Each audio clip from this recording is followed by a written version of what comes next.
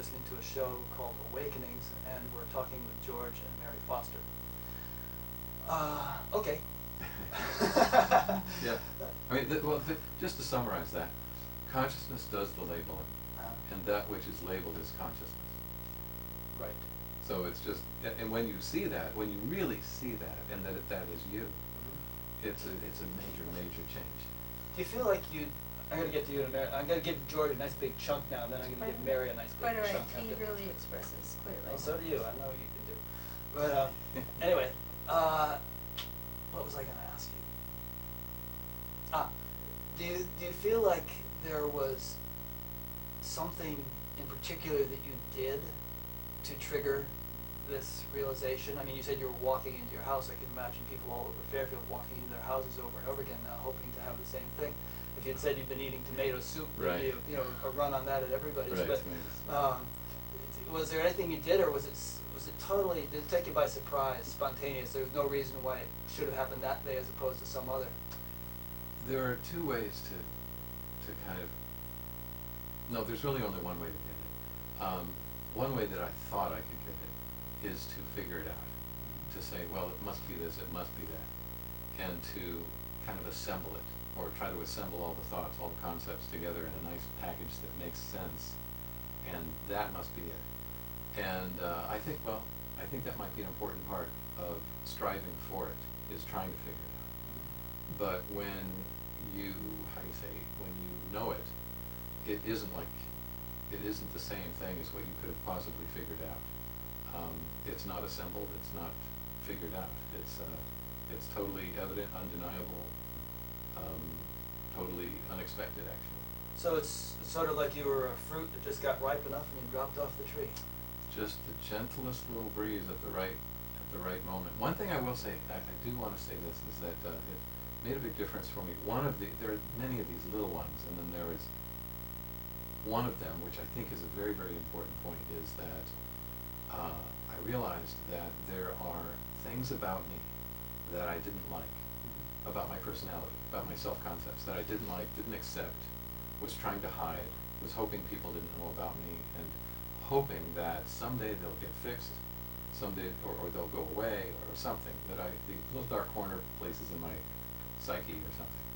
And one day it flooded in, undeniably, that they're me.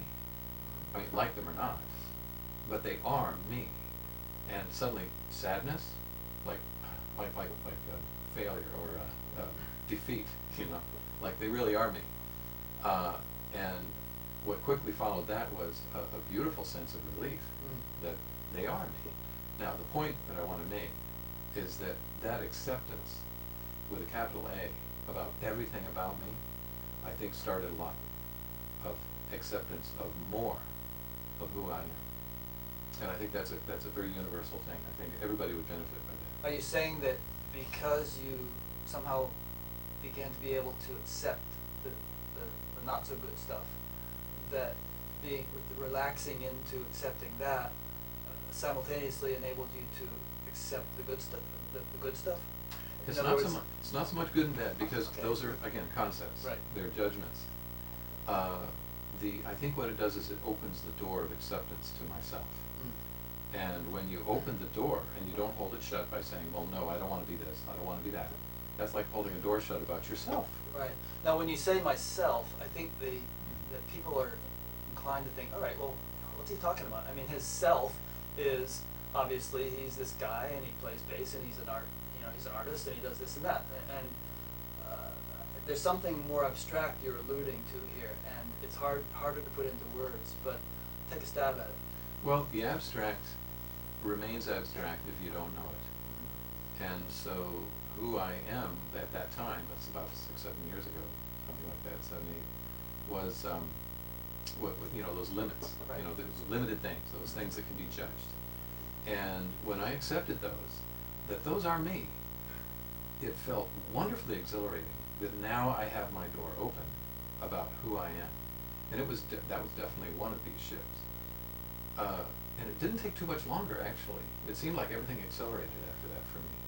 That the silence revealed itself to me not long after that. And the silence is me. those things that I think of myself as me are also me. It's not like it's an either or. And so when you have your door open, I think that it starts to reveal itself more and more. Mm. And there's lots and lots and lots to be revealed. It's still revealing to me. Yeah, I want to make that point actually, which is that some people I've talked to seem to have a kind of black and white conception of enlightenment, or whatever term we want to use. You know, like you're either not there or you're there, and once you're there, you're done. But all the people I know who've had experiences similar to yours all say that there is a never-ending progression of greater clarity and you know, greater understanding and so on. That basically they've just reached a milestone, and things got real interesting after that milestone is reached. But there is plenty of progress yet to be made. Right. There are books written by people who have reached a certain milestone, and there's books to write about that too. It's not like anything, you know, incomplete, and yet there's more. Right. And so milestone after I've experienced many in the last 6 years, 5 years, very happily so, and looking forward to the next. There's a line from the Incredible String Band: "Whatever you think, it's more than that." Okay. I think let's switch to Mary for a while now, and I think there's definitely more to be discussed here, and we might even have you guys back on again. Before we switch to Mary, let's do a quick station ID. My name is Rick Archer, and you're listening to KRUU LP 100.1 FM, the voice of Fairfield, Iowa, and beyond. And the show is Awakenings. Our guests are George and Mary Foster, and we're talking about experiences, or rather a state of experience in which one has come to know oneself in a deeper or more profound sense than that term might ordinarily be defined. So Mary was talking earlier in the show, if you were listening, about her own awakening, and she seemed to say that it took place roughly around the same time as George's. Yeah, I think before we met, George had the initial opening that he talked about.